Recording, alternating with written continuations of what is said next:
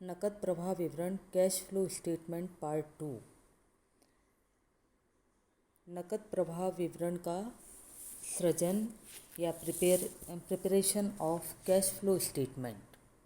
Accounting standard 3 के अनुसार नकद प्रवाह विवरण तैयार करते समय नकद प्रवाह को 3 कैटेगरीज जैसे ऑपरेशन, इन्वेस्टमेंट और फाइनेंशियल एक्टिविटीज से प्राप्त नकदी में वर्गीकृत करके दिखाया जाता है।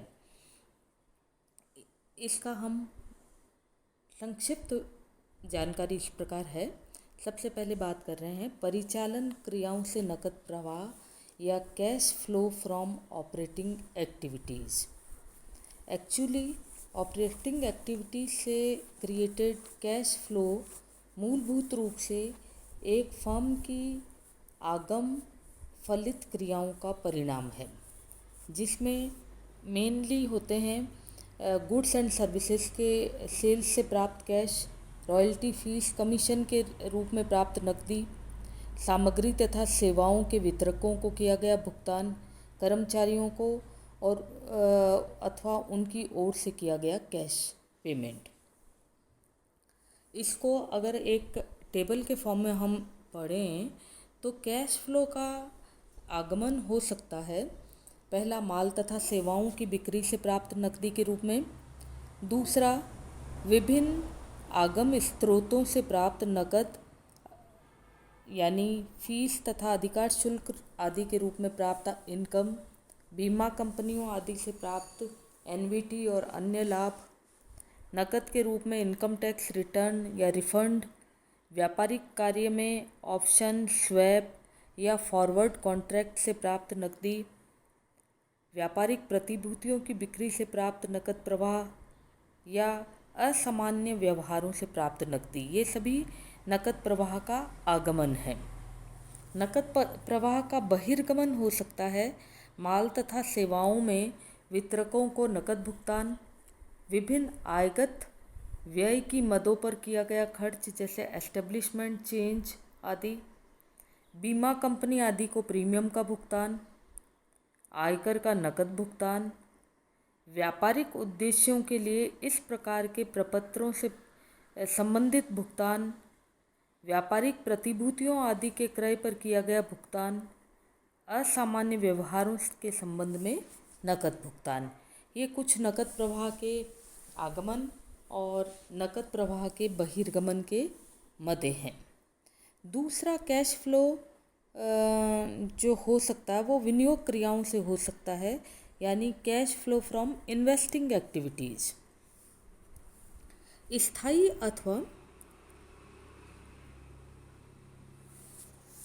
दीर्घकालीन संपत्तियों तथा विनियोगों के क्रय विक्रय के कारण नकद प्रवाह को इस कैटेगरी में लेते हैं। विनियोग क्रियाओं से नकद प्रवाह जो होते हैं वो इस प्रकार हो सकते हैं। फिक्स्ड और इंटेंजिबल एसेट्स को खरीदने के लिए किए गए भुगतान, स्थायी संपत्तियों की बिक्री से प्राप्त नकदी, अंशों के वारंट तथा अन्य उपक्रमों के ऋण परिपत्रों की बिक्री से उपलब्ध नकद प्रवाह, तृतीय पक्षकारों के प्रदत्त अग्रिम व ऋण प्रदान करने पर हुआ नकद प्रवाह। इसको टेबल फॉर्म में हम देखें तो इस प्रकार है। विनियोजन से नकद प्रवाह या cash flow from investing activities. इसमें नकद प्रवाह का आगम होता है मूर्त तथा अमूर्त संपत्तियों की बिक्री से प्राप्त रोकड़, ऐसे अंशों एवं प्रतिभूतियों की बिक्री से प्राप्त कैश जिन्हें व्यापारिक प्रपत्रों के रूप में नहीं रखा गया है तथा इन पर प्राप्त ब्याज तथा लाभांश,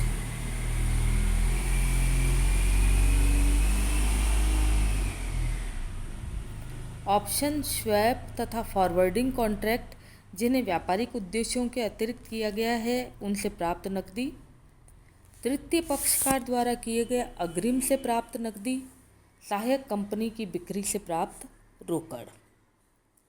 बहिर्गमन में है स्थिर संपत्तियों को प्राप्त करने या क्रय करने के लिए किया गया भुगतान, इसी दीर्घकालीन प्रतिभूतियों यानी अंश तथा वारंट के रूप में क्रय के लिए किया गया भुगतान जिन्हें व्यापारिक उद्देश्यों के लिए नहीं रखा गया है, इसी प्रकार ऑप्शन तथा स्वैप से संबंधित भुगतान, तृतीय पक्षकार से अग्रिम तथा ऋण के रूप में प्राप्त रोकड़, सहायक कंपनी को प्राप्त करने हेतु किया गया नकद भुगतान।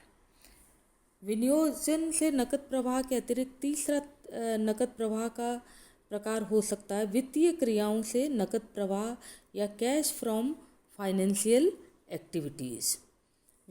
वित्तीय क्रियाओं से नकद प्रवाह का अभिप्राय है स्वामित्व की पूंजी के आकार तथा उसकी संरचना में आने वाले परिवर्तनों, संस्था द्वारा उधार ऋण क्रियाओं के कारण उत्पन्न नकद प्रवाह को इस श्रेणी के अंदर लिया जाता है। वित्तीय क्रियाओं से उत्पन्न नकद प्रवाहों को दो प्रकार से हम समझ सकते हैं। पहला, अंशों तथा अंशपत परिपत्रों के निर्गमन के कारण प्राप्त नकद प्रवाह, और दूसरा ऋण पत्रों के निर्गमन अथवा ऋणों के माध्यम से प्राप्त नकदी से उत्पन्न प्रवाह, और बहिर्गमन हो सकता है अंशों एवं ऋण पत्रों के शोधन तथा उन पर ब्याज तथा लाभांश के भुगतान के कारण नकद प्रवाह। परिचालन क्रियाओं से नकद प्रवाह का आकलन या ascertainment of cash flow from operating activities. परिचालन क्रियाओं से उत्पन्न नकद प्रवाह का आकलन दो विधियों से किया जा सकता है, प्रत्यक्ष विधि तथा अप्रत्यक्ष विधि। प्रत्यक्ष विधि से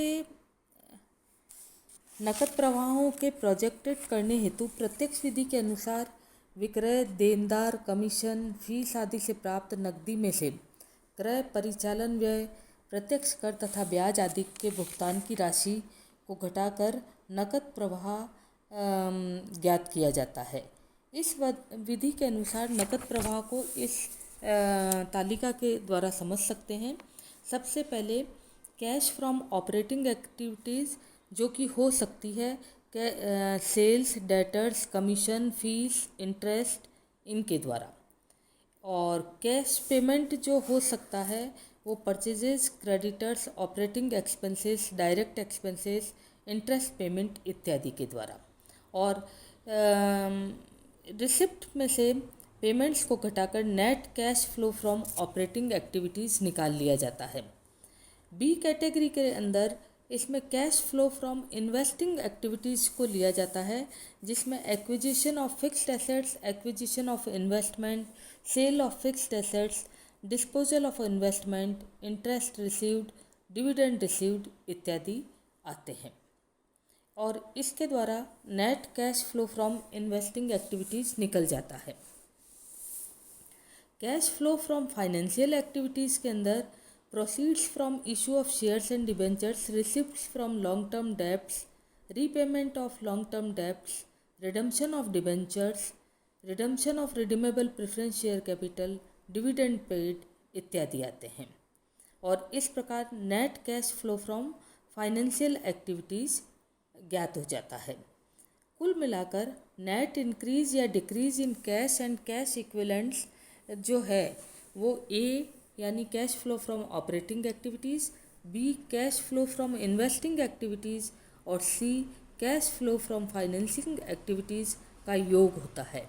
इसमें cash and cash equivalents at the beginning of period को जोड़ दिया जाता है और cash and cash equivalents at the closing of period को घटा दिया जाता है। इस प्रकार कैश फ्लो स्टेटमेंट डायरेक्ट विधि से बनाया जाता है। कैश फ्लो स्टेटमेंट को इनडायरेक्ट मेथड से भी बनाया जा सकता है, अप्रत्यक्ष विधि से। इस विधि के अंतर्गत परिचालन क्रियाओं से नकद प्रवाह का आकलन करने हेतु नेट प्रॉफिट में से गैर रोकड़ मद जैसे स्कंद, लेनदार और देनदारों की राशि में आए परिवर्तनों का समायोजन किया जाता है। अन्य क्रियाओं से उत्पन्न नकद प्रवाह की प्रविष्टि ठीक उसी प्रकार करते हैं जैसे कि डायरेक्ट मेथड में करते हैं।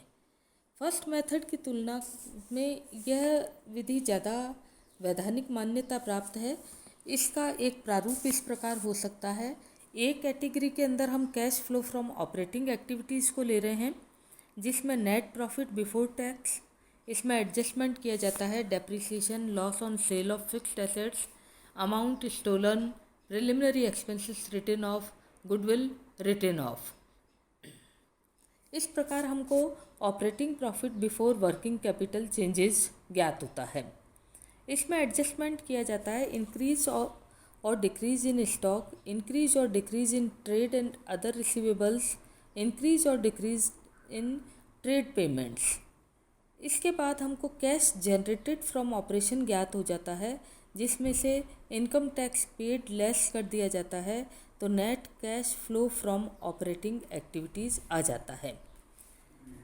Cash flow from investing activities B category में लिए जाते हैं, जिसमें purchases of fixed assets, purchases of investment, sale of fixed assets, sale of investment, interest received, dividend received इत्यादि का समायोजन करते हुए net cash flow from investing activities ज्ञात होता है।